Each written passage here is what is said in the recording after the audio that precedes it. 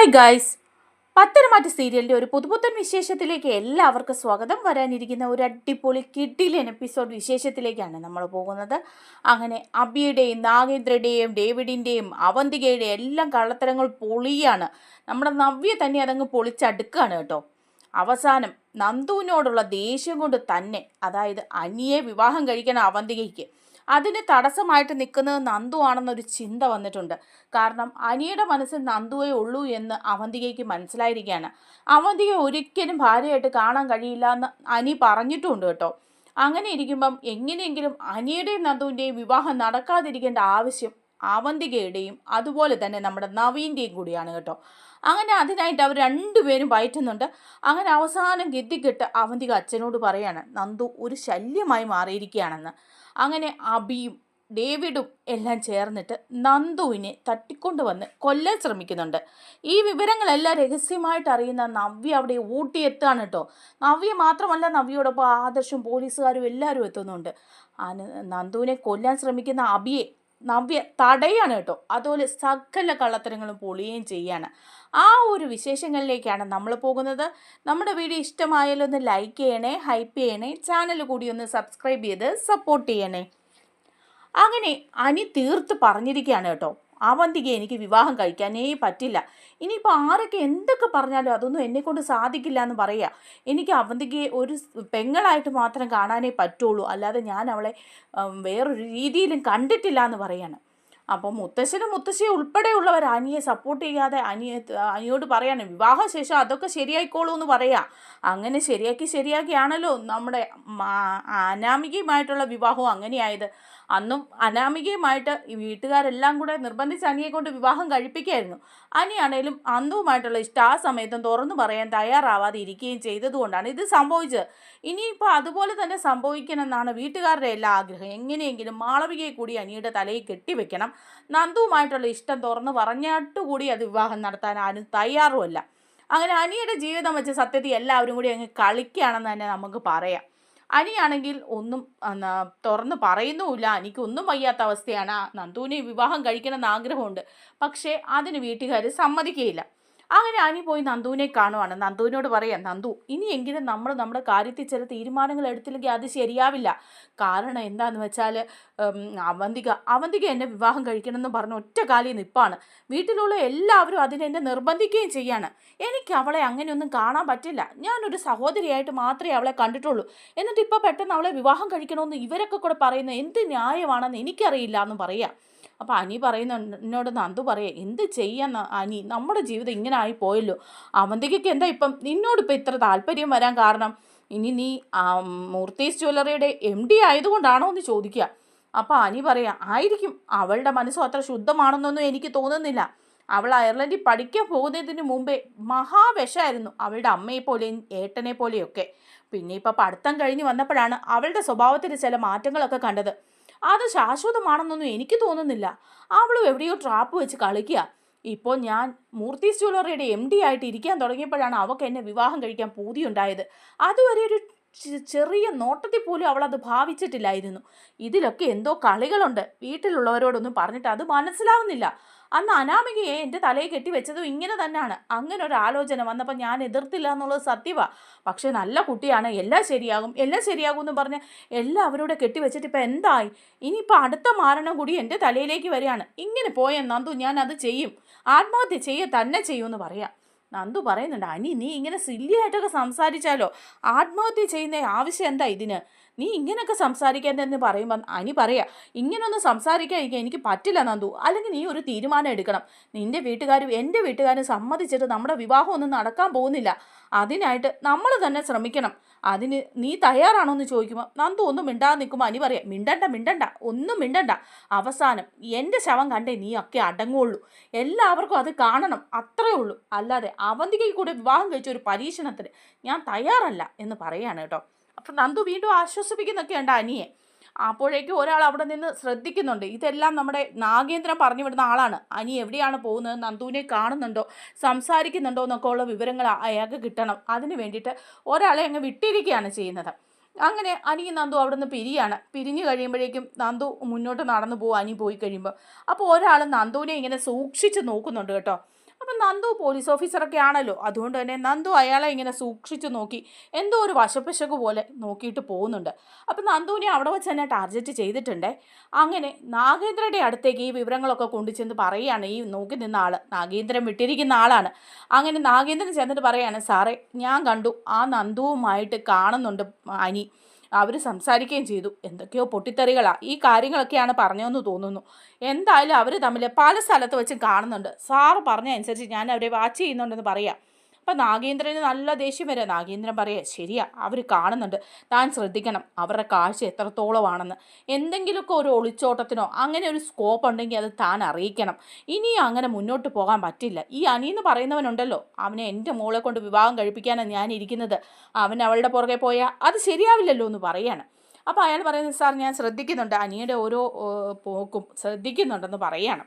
അങ്ങനെ നാഗേന്ദ്രന് നല്ല ടെൻഷൻ ആവുകയാണേ. അതേസമയം അവന്തിക അതിലും വലിയ വിഷമത്തിലാണ്. അവന്തികയോട് ഇഷ്ടമില്ല എന്ന് അനി പറഞ്ഞല്ലോ, അവന്തികയെ അങ്ങനെ കാണാനേ പറ്റുന്നില്ല എന്ന് അനി പറഞ്ഞത് കാരണം അവന്തിക ഭയങ്കര ടെൻഷനില്ല. അവന്തികയെ വന്നിട്ട് അച്ഛനോട് പറയുന്നുണ്ട്, അച്ഛാ എന്താ ഇനി ചെയ്യുക, അനിയേട്ടൻ അങ്ങനെയൊന്നും എന്നെ കാണാൻ പറ്റില്ല, ഒരു സഹോദരിയായിട്ട് മാത്രമേ കാണാൻ പറ്റുള്ളൂ എന്നാണ് പറഞ്ഞത്.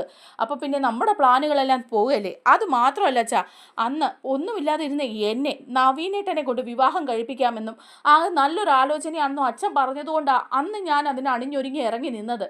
പക്ഷേ അയാൾക്ക് എന്നെ താല്പര്യമില്ല, എന്നെ വിവാഹം കഴിക്കാൻ ഇഷ്ടമില്ല എന്ന് പറഞ്ഞപ്പം ഞാൻ അതെൻ്റെ മനസ്സിൽ നിന്ന് വിട്ടു. പകരം അച്ഛൻ പറഞ്ഞത് മൂർത്തീസ് ജ്വല്ലറിയുടെ MD ആയിട്ടിരിക്കുന്ന അനിയെ നീ കല്യാണം കഴിക്കണം എന്നാണ്. അങ്ങനെ എൻ്റെ മനസ്സിലേക്ക് അങ്ങനെ ഒരു ആഗ്രഹം പതുക്കെ പതുക്കെ കുത്തി നിറച്ചതിൽ അച്ഛന് നല്ല പങ്കുണ്ട്. എന്നിട്ടിപ്പോൾ അയാൾ പറയുന്ന അയാൾക്ക് എന്നെ ഒരു സഹോദരിയായിട്ട് മാത്രമേ കാണാൻ പറ്റുള്ളൂ എന്നും ഒരിക്കലും വിവാഹം കഴിക്കാൻ പറ്റില്ലെന്നും പലരോടും അത് അനി പറയുകയും ചെയ്തിട്ടുണ്ട്. ആദർശേട്ടനെയും നയനേച്ചിയും പോയി കണ്ടുവരെ സംസാരിച്ചു, തീർത്തും പറഞ്ഞു അവന്തികയെ ഞാൻ വിവാഹം കഴിക്കില്ല എന്ന്. നയനേച്ചി അവിടെ വന്ന് മുത്തശ്ശിയോടും അതുപോലെ തന്നെ വല്യമ്മോടും ഒക്കെ സംസാരിക്കുന്നത് ഞാൻ കേട്ടതാ. അപ്പോഴേക്കും നാഗേന്ദ്രൻ ചോദിക്കുക, അവരുടെയൊക്കെ അഭിപ്രായം എന്താ? അല്ല, ആദർശിൻ്റെയും നയനയുടെയും അഭിപ്രായം എന്താ നിൻ്റെയും അനിയുടെയും വിവാഹത്തെക്കുറിച്ച്? അപ്പോഴേക്കും ഉടനെ അവന്തിക പറയാം, അവർക്കൊക്കെ താല്പര്യമാണ്, അനിയേട്ടനെ അവർക്ക് നിർബന്ധിക്കുന്നുണ്ട്, ഈ വിവാഹം നടക്കണമെന്നാണ് ആ വീട്ടിലുള്ള എല്ലാവരും തന്നെ ആഗ്രഹിക്കുന്നത്. പക്ഷേ അനിയേട്ടൻ അത് ആഗ്രഹിക്കുന്നില്ല, അനിയേട്ടൻ്റെ മനസ്സിൽ മുഴുവൻ ആ നന്ദുവല്ലേ, അതുകൊണ്ടാ എന്ന് പറയാണ്. അപ്പം നാഗേന്ദ്രൻ പറയുന്നുണ്ട്, അല്ല നയനയ്ക്കും നീയും അനിയും കൂടി വിവാഹം കഴിക്കുന്നതിന് താല്പര്യമാണോ, അതോ അവളുടെ അനിയത്തി നന്ദുവിനെ കൊണ്ട് അനിയെ വിവാഹം കഴിപ്പിക്കുന്നതിനാണോ താല്പര്യം? അപ്പോഴേക്കും അവന്തിക പറയാം, ഇല്ല, ആദർശേട്ടനും നയനേച്ചിക്കും ഒക്കെ താല്പര്യം ഞാനും അനിയേട്ടനും കൂടെ ഉള്ള വിവാഹമാണ്, നവ്യേച്ചിക്കും അത് തന്നെയാണ് താല്പര്യം, അല്ലാതെ നന്ദുവിനെ കൊണ്ട് വിവാഹം കഴിപ്പിക്കണമെന്നോ ആ വീട്ടിലേക്ക് നന്ദുവിനെ കൂടി മരുമകളായിട്ട് കൊണ്ടുവരണമെന്നോ അവരൊന്നും ആഗ്രഹിക്കുന്നില്ല. പക്ഷെ അനി മാത്രമാണ് അങ്ങനെ ആഗ്രഹിക്കുന്നതെന്ന് പറയാണ്. അപ്പം നാഗേന്ദ്രൻ പറയാണ്, നിനക്ക് അനിയുടെ അമ്മയെ ജാനകിയോടും അതുപോലെ തന്നെ അജയനോടും ഒക്കെ പറയാൻ മേലായിരുന്നു എന്ന് ചോദിക്കുക. അവരൊക്കെ അനിയെ നിർബന്ധിക്കുന്നുണ്ട്. ജാനകി അമ്മായിയൊക്കെ ആണെങ്കിലും ഏറ്റവും അധികം ആഗ്രഹിക്കുന്നത് അനി ഞാൻ തമ്മിലുള്ള വിവാഹത്തെക്കുറിച്ച് തന്നെയാണ്. പക്ഷേ അതിനൊന്നും അയാൾ സമ്മതിക്കുന്നില്ല. അതിനൊക്കെ കാരണം ആ നന്ദുവാണ്, അവളാണ് എൻ്റെ ജീവിതത്തിലെ നാശം എന്നിങ്ങനെ പറയുകയാണ് കേട്ടോ. അപ്പോൾ നാഗേന്ദ്ര പറയാണ്, മോളെ നീ അത് വിഷമിക്കേണ്ട, നിന്റെ ജീവിതത്തിലെ തടസ്സമായിട്ട് ഏത് നന്ദുവല്ല ആര് നിന്നാലും അവരെ ഞാൻ ഇല്ലാതാക്കിയിരിക്കും. നന്ദു എന്ന് പറഞ്ഞവൾ ഇനി നമുക്ക് നിന്റെ ജീവിതത്തിലേക്ക് വേണ്ട, അവളെ നമുക്ക് ഒഴിവാക്കണം എന്ന് പറയുക. അപ്പോഴേക്കും അവന്തിക പറയുന്നുണ്ട്, ശരിയാച്ചാ, അവൾ ഇല്ലാതായ എല്ലാ പ്രശ്നങ്ങളും തന്നെ തീരും. നമ്മുടെ പല ജ്വല്ലറികളിലും അവൾ റെയ്ഡ് നടത്തുകയും കള്ളപ്പണം കണ്ടെത്തുകയും ഒക്കെ ചെയ്തിട്ടില്ലേ, അവളെ ഒതുക്കിയ നമുക്ക് പേടിക്കാതെ മുന്നോട്ട് പോകാനും പറ്റുവച്ചാന്ന് പറയാം. അപ്പോൾ നാഗേന്ദ്ര പറയുന്നുണ്ട്, ശരിയാ മോളെ നീ ചെല്ല്, ഞാൻ അച്ഛൻ ആ കാര്യങ്ങളൊക്കെ ഏറ്റു എന്ന് പറയണേ. അതിനുശേഷം നാഗേന്ദ്ര ഫോൺ എടുത്ത് ഡേവിഡിനെ വിളിക്കുക, ഡേവിഡ് എനിക്ക് തന്നെ ഒന്ന് കാണണം, നമുക്ക് പേഴ്സണലായിട്ട് സംസാരിക്കുകയും വേണമെന്ന് പറയാണ്. അപ്പോഴേക്കും പിന്നെ അത് കഴിയുമ്പോഴേക്കും വിളിക്കുന്നത് നമ്മുടെ അബിയാണ്. അബിയെ വിളിച്ചിട്ട് നാഗേന്ദ്ര പറയാണ്, അബി നീ എൻ്റെ അടുത്തേക്ക് ഒന്ന് വരണം എന്ന് പറയാണ്. അപ്പോൾ അബി ചോദിക്കുന്നുണ്ട്, എന്താ അച്ഛാന്ന് ചോദിക്കുക. അപ്പോൾ അബി ഇങ്ങനെ ഫോണിൽ സംസാരിക്കുന്നത് നവ്യ കാണുക, വീട്ടിൽ വെച്ചിട്ടാണ് കേട്ടോ. അപ്പോൾ നവ്യ ഇങ്ങനെ മാറി നിന്ന് ശ്രദ്ധിക്കുന്നുണ്ട്. അപ്പോൾ അബി ആരോടോ ഭയങ്കര കാര്യമായിട്ട് തന്നെ ഇങ്ങനെ സംസാരിച്ചുകൊണ്ടിരിക്കുക. അപ്പം നവ്യ ശ്രദ്ധിച്ചിരിക്കുമ്പോൾ അബിയോട് പറയുന്നുണ്ട്, നീ ഇവിടെ വരണം, എനിക്ക് അത്യാവശ്യമായിട്ട് നിന്നെ കണ്ട് ചില കാര്യങ്ങളൊക്കെ സംസാരിക്കാനുണ്ടെന്ന് പറയാം. അപ്പോൾ അബി പറയുന്നുണ്ട്, ഓക്കെ ഞാൻ വരാമെന്ന് പറയാം. അങ്ങനെ ഹോട്ടൽ റൂമിലേക്ക് നീ വരണം എന്ന് പറയാണ്. ശരി ഞാൻ വരാം എന്ന് പറഞ്ഞു അബി അവിടുന്ന് പോകുന്നുണ്ട്. അപ്പം നവ്യ ഇങ്ങനെ ആലോചിക്കുന്നുണ്ട്, ഇത് ആരെയായിരിക്കും ഇവനെ വിളിക്കുന്നത്, ഇത്ര കാര്യമായിട്ട് ഇവനെ വിളിച്ച് ഇത്ര ധൃതി പിടിച്ച് ഇവൻ പോകണമെങ്കിൽ എന്തെങ്കിലും കാര്യം കാണുമല്ലോ എന്നൊക്കെ വിചാരിച്ച് നവ്യ അബിയെ ഫോളോ ചെയ്യാൻ അപ്പോൾ ആ ഹോട്ടൽ റൂമിലേക്കാണ് കേട്ടോ കയറിപ്പോകുന്നത്. അപ്പോൾ നവ്യ മനസ്സിലാക്കുകയാണ്, ഇതാ കിങ് കോബ്ര, അയാൾ താമസിക്കുന്ന ഹോട്ടലല്ലേ, അയാൾ സ്ഥിരമായിട്ട് ഇവിടെ വരുന്ന ആൾ തന്നെയാണ്. എയിം ജ്വല്ലറിയുടെ തലപ്പത്തിരിക്കുന്നതും കിങ് കോബ്ര തന്നെയാണ്. അബിയും അയാളും തമ്മിൽ എന്തോ രഹസ്യ ബന്ധമുണ്ട്. ചുമ്മാതെ എൻ്റെ കെയർ ഓഫിൽ മാത്രമൊന്നുമല്ല എയിം ജ്വല്ലറിയിൽ അബിക്ക് ജോലി ലഭിച്ചത്, അയാൾ കൂടി അറിഞ്ഞുകൊണ്ടാണ്. ഇവർ തമ്മിൽ എന്തോ കണക്ഷൻ ഉണ്ട്, അത് കണ്ടുപിടിക്കുക തന്നെ ചെയ്യണം എന്ന് വിചാരിക്കുകയാണ്. അങ്ങനെ നവ്യയും അവിടുന്ന് അങ്ങ് പോവാണ്, റൂമിലേക്കൊന്നും പോകുന്നില്ല. അപ്പോൾ റൂമിൽ അബി ചെല്ലുകയാണ്. അബി ചെന്ന് കഴിയുമ്പോഴേക്കും നാഗേന്ദ്ര അബിയോട് പറയുക, അബി നീ കയറി വാ, അത്യാവശ്യമായിട്ട് നിന്നെ ചില കാര്യങ്ങൾ ഏൽപ്പിക്കണം എന്ന് പറയാണ്.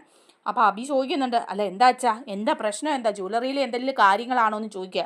അല്ല ജ്വല്ലറിയിലെ കാര്യങ്ങളൊക്കെ ഉണ്ട്, അത് വേറെ വശത്ത് നമുക്ക് ഭീഷണിയായിട്ട് നിൽക്കുന്ന ഒരാളെ അങ്ങ് വക വരുത്തണം, അത് തന്നെയാണ് ഞാൻ തീരുമാനിച്ചിരിക്കുന്നതെന്ന് പറയാണ്. അപ്പോൾ അബി ചോദിക്കുന്നുണ്ട്, ആരാച്ചാ അത്, നമ്മുടെ ശത്രുക്കൾ ആരെങ്കിലും ആണോ എന്ന് ചോദിക്കുക. അതെ ശത്രുക്കളാണ്, ഇപ്പോൾ ഒന്നാം നമ്പർ ശത്രു സ്ഥാനത്ത് നിൽക്കുന്ന അവൾ തന്നെയാണെന്ന് പറയാം. അപ്പോൾ അബി ചോദിക്കുന്നുണ്ട്, അവളോ, ഏതവള്?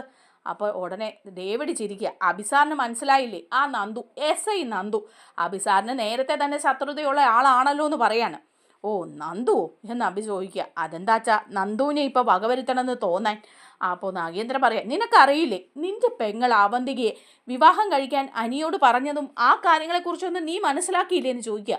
അപ്പോൾ അബി പറയുന്നുണ്ട്, തീർച്ചയായിട്ടും ഞാൻ മനസ്സിലാക്കി, അനിക്ക് അവളെ വിവാഹം കഴിക്കാൻ താല്പര്യമില്ലെന്നാണ് വീട്ടിലെല്ലാവരോടും പറഞ്ഞത്, അവളെ ഒരു സഹോദരിയെ പോലെ കണ്ടതെന്നാണ് അവൻ പറഞ്ഞത്.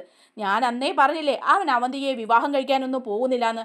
അവൻ്റെ മനസ്സിൽ മുഴുവൻ ആ നന്ദുവിനെ വിവാഹം കഴിക്കാൻ വേണ്ടിയിട്ടല്ലേ അനാമികയെ വരെ അവൻ ഒഴിവാക്കിയത്. ഇനിയിപ്പം അവളെ നന്ദുവിനെ ഒഴിവാക്കിയിട്ട് അവൻ അവന്തികയെ വിവാഹം കഴിക്കില്ല എന്ന് ഞാൻ അന്നേ പറഞ്ഞതല്ലേ അച്ഛനോട്. അപ്പം ഉടനെ നാഗേന്ദ്ര പറയാം, നീ പറഞ്ഞതൊക്കെയാണ്, പക്ഷേ അതങ്ങനെ വെറുതെ വിടാനായിട്ട് പറ്റില്ല, ആ വിവാഹം തന്നെ നടക്കണം, അനിയും അവന്തികയും കൂടിയുള്ള വിവാഹം, എന്നാലേ നമ്മുടെ പ്ലാനുകളെല്ലാം വിചാരിച്ച പോലെ മുന്നോട്ട് പോവുകയും ആ മൂർത്തിയെ, അനന്തമൂർത്തിയെ തരം താഴ്ത്തി നിർത്താൻ പറ്റുകയും ചെയ്യുള്ളൂ. ആ വിവാഹം നടക്കുമ്പോഴായിരിക്കും ഈ നാഗേന്ദ്ര അവിടെ പ്രത്യക്ഷപ്പെടുന്നത്. അവിടെ അനന്തമൂർത്തിയെക്കാളും തലയെടുപ്പിൽ നിൽക്കാൻ പോകുന്നത് ഈ നാഗേന്ദ്ര തന്നെയായിരിക്കും. ആ അനന്തമൂർത്തിയുടെ സാമ്രാജ്യം, അനന്തപുരി തറവാടും മൂർത്തീസ് ജ്വല്ലറിയും എല്ലാം ഈ നാഗേന്ദ്രയുടെ കയ്യിൽ തന്നെ ഇരിക്കും. അതിനുള്ള ഒരു അവസരമാണ് മോനെ അത്. പക്ഷേ അനിന്ന് പറയുന്നവൻ മോളെ വിവാഹം കഴിച്ചില്ലെങ്കിൽ അവളുടെ മനസ്സ് വേദനിക്കുന്നത് മാത്രമല്ല, ആ നന്ദുവിനെ അവൻ വിവാഹം കഴിക്കുകയും ചെയ്യും, നമ്മുടെ സ്വപ്നങ്ങളെല്ലാം നഷ്ടപ്പെടുകയും ചെയ്യും എന്ന് പറയാണ്. അപ്പോൾ അബി പറയുന്നുണ്ട്, അതിനെന്ത് ചെയ്യാനാ, നന്ദുവിനെ ഇല്ലായ്മ ചെയ്യാനാണോ എന്ന് ചോദിക്കുക. അതെ, നന്ദുവിനെ ഞാൻ ഇല്ലായ്മ ചെയ്യും, അതിന് കാരണമുണ്ട്. എൻ്റെ മോൾ അവന്തിക, അവളുടെ കണ്ണ് നിറയുന്നത് എനിക്ക് കാണാൻ പാടില്ല. കാരണം അവൾ ഒരുപാട് ആഗ്രഹിച്ചു അനിയുമായിട്ടുള്ള വിവാഹം. അന്ന് നവീനുമായിട്ടുള്ള വിവാഹം മുടങ്ങിയപ്പോൾ അവൾ ഒന്ന് നോർമലായി വന്നതാ. അപ്പോഴാണ് ഞാൻ തന്നെ അവളോട് പറഞ്ഞത് അനിയെ വിവാഹം കഴിക്കണം എന്ന്. അങ്ങനെ അവൾ ഒരുപാട് ആഗ്രഹിച്ചതാ. ഇനിയിപ്പം അവൾ അതിൻ്റെ പേരിൽ വിഷമിക്കാനും മറ്റുള്ളവരുടെ മുമ്പിൽ നാണം കെടാനും ഒന്നും പറ്റില്ല. അതുകൊണ്ട് നന്ദുവെങ്കിൽ നന്ദു ഇല്ലാതാവണം, അനി അവളുടെ ഭർത്താവുകയും ചെയ്യണം എന്ന് പറയാണ്. ഓ അതെ അച്ഛാ, അവളുടെ അവന്തികയുടെ കണ്ണ് നിറയുന്നതിൽ മാത്രമേ ഉള്ളൂ അച്ഛന് വിഷമം. എൻ്റെ ഈ ശത്രു കൂടിയാണ് ഈ നന്ദു. അവന്തികയെ അനിയെ വിവാഹം കഴിക്കാൻ ഇരിക്കുന്നത് മാത്രമല്ല നന്ദു ചെയ്ത തെറ്റ്, എന്നെ അന്ന് അവൾ ജയിലിലിട്ട് തല്ലി ചതയ്ക്കായിരുന്നു അച്ഛാ. അന്ന് നവ്യ ചെന്ന് കാല് പിടിച്ച് പറഞ്ഞിട്ട് പോലും എന്നെ പുറത്തിറക്കി വിടാൻ അവൾ തയ്യാറായില്ല. അന്നു മുതൽ അവളോടുള്ള ശത്രുത എൻ്റെ മനസ്സിലുണ്ട്, അവളെ എൻ്റെ കൈകൊണ്ട് തന്നെ ഞാൻ തീർക്കും എന്ന് അബിയും പറയാം. അപ്പം നാഗേന്ദ്ര പറയാ, ശരിയാ, അതിനുള്ള പ്ലാനുകൾ നീയും ഡേവിഡും കൂടെ ചെയ്തോ, നന്ദു ഇല്ലാതാകണം, ബാക്കി കാര്യങ്ങളൊക്കെ അച്ഛനേറ്റു, കേസും കോടതിയും ഒന്നും നിങ്ങൾ പേടിക്കാനില്ല. ആ കൊലപാതകമൊക്കെ ഏറ്റെടുക്കാൻ വേറെ ആളുകൾ കാണും, കാശ് കൊടുത്ത ആരാ മോനെ വരാത്തത്. അതുകൊണ്ട് നന്ദുവിനെ എത്രയും പെട്ടെന്ന് നമ്മൾ ഇല്ലായ്മ ചെയ്യണം. ഇപ്പോഴും നന്ദുവും അനിയും പല സ്ഥലത്ത് വെച്ചും കാണുന്നുണ്ട്, അത് അവന്തിക മോൾക്ക് വല്ലാത്ത പ്രയാസമാണ്. വിവാഹശേഷവും അങ്ങനെ എന്തെങ്കിലുമൊക്കെ ഉണ്ടായ അനാമികയുടെ ഗതി വരരുത് അവന്തിക മോൾക്ക്, നീ മനസ്സിലാക്കിയോ എന്ന് ചോദിക്കുക. അപ്പോൾ അബി പറയുന്നുണ്ട്, ശരി ഓക്കെ അച്ഛാന്ന് പറയണേ. അങ്ങനെ ഇവർ പ്ലാൻ ചെയ്യുന്നുണ്ട്, ഡേവിഡും അബിയും കൂടി നന്ദുവിനെ വകവരുത്താൻ വേണ്ടിയിട്ട്. അങ്ങനെ അബി വീട്ടിലിരിക്കുന്ന സമയമാണ്. ഡേവിഡ് അബിയോട് പറയുന്നുണ്ട്, എല്ലാ കാര്യങ്ങളും പ്ലാനുകളെല്ലാം ഞാൻ വാട്സപ്പിൽ അയച്ചു തരാം വോയിസ് ആയിട്ട്, അതൊന്ന് കേട്ടിട്ട് അതുപോലെ നമുക്ക് ചെയ്യാം എന്ന് പറയാണ്. അപ്പം നമ്മൾ കുറച്ച് കൊട്ടേഷൻകാരെ കൂടി പ്ലാൻ ചെയ്യുന്നുണ്ട്, അവളെ തീർക്കുക തന്നെ ചെയ്യണമെന്ന് പറയുക. അങ്ങനെ നമ്മുടെ നാഗേന്ദ്ര അബിയെ വിളിക്കുകയാണ്. മോനെ അബി, നീ ഇവിടെ വരണം എന്ന് പറഞ്ഞ് വിളിച്ചിട്ട് പറയാ, നീ നന്ദുവിനെ തീർക്കണം, നന്ദുവിനെ തീർക്കാൻ ഈ തോക്ക് നീ കൈ വെച്ചോളാൻ പറഞ്ഞ് ഒരു തോക്ക് കൂടി അബിയുടെ കൈ കൊടുക്കുകയാണ് കേട്ടോ. ഇതുകൊണ്ട് തന്നെ അവളെ തീർക്കണം എന്ന് പറഞ്ഞിട്ട്. അങ്ങനെ ഇവരെല്ലാം പ്ലാൻ ചെയ്ത് വീട്ടിൽ ഇരിക്കുന്ന സമയം അബിയുടെ ഫോണിലേക്ക് ഒരു വോയിസ് മെസ്സേജ് വരികയാണ്. അപ്പോൾ ഈ വോയിസ് മെസ്സേജ് വന്നു കഴിയുമ്പോഴേക്കും ഉടനെ തന്നെ നമ്മുടെ നവ്യ അവിടെയുണ്ട്. നവ്യ ഇത് കാണുകയാണേ. നവ്യ കാണുകയാണ് ഇവനെടുത്ത് കേൾക്കുന്നത്. വോയിസ് ഉറക്കെ തന്നെ വച്ചാണ് അബി കേൾക്കുന്നത്. അപ്പോൾ അബി കേൾക്കുമ്പോൾ അതിൽ പറയുന്നുണ്ട്, നന്ദു ഇങ്ങനെ വരുന്ന വഴിയിൽ അവളെ എങ്ങനെയെങ്കിലും ട്രാപ്പ് ചെയ്ത് ആ ഗോഡൗണിലേക്ക് കൊണ്ടുവരണം, അവിടെ കൊണ്ടുവന്ന് അവളെ തീർക്കണം, കെട്ടിയിടണം, അവളെ കൊല്ലണം, അവിടെ വെച്ച് ജീവനോടെ പുറത്തു പോകരുത്, പിന്നെ അവളുടെ ഡെഡ് ബോഡി പോലും ആരും കാണരുത്, കേരള പോലീസ് വിചാരിച്ചാൽ പോലും അത് കണ്ടെത്താൻ പറ്റരുത് എന്നൊക്കെയുള്ള ഒരു വോയിസ് മെസ്സേജാണ് കേട്ടോ വരുന്നത്. ഇത് അബി ഒട്ടുക വെച്ച് കേൾക്കുന്നത് കൊണ്ട് തന്നെ നവ്യ അത് കേൾക്കുക.